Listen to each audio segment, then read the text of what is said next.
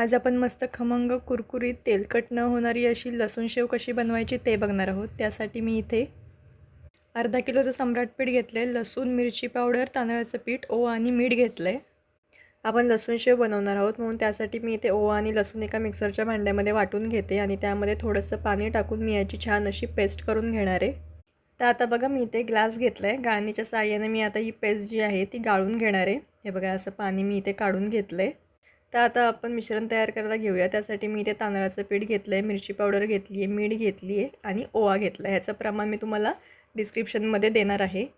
तर आता मी इथे कडकडीत असं तेलाचं मोहन करून घेणार आहे आणि ते या पिठावर आपण टाकून घेऊया आणि हे छान मिक्स करून घेऊया.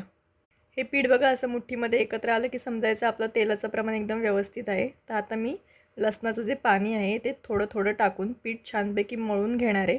हे बघा आपला गोळा इथे मी छान मळून घेतला आहे. आता मी याला 15 मिनिटासाठी झाकण लावून ठेवून देणार आहे. त्याआधी मी यावरती तेल लावून घेते. पीठ बघा एकदम मऊ झालं आहे आपलं मस्त.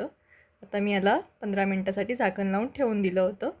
तर आता बघा पीठ मी मळून घेणार आहे छान आणि आता आपण हे शेवच्या साच्यामध्ये भरून घेऊया. एकदम व्यवस्थित टाईट असं भरून घ्यायचं आणि आता मी याला झाकण लावून घेते. आता आपण गाळून घेऊया.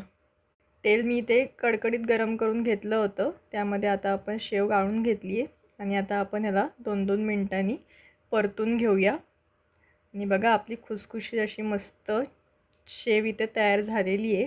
जर तुम्हाला चकली लाडूची रेसिपी बघायची असेल तर त्याची लिंकसुद्धा मी डिस्क्रिप्शन बॉक्समध्ये देणार आहे. रेसिपी आवडली असेल तर सेजस रेसिपीला सबस्क्राईब करायला विसरू नका.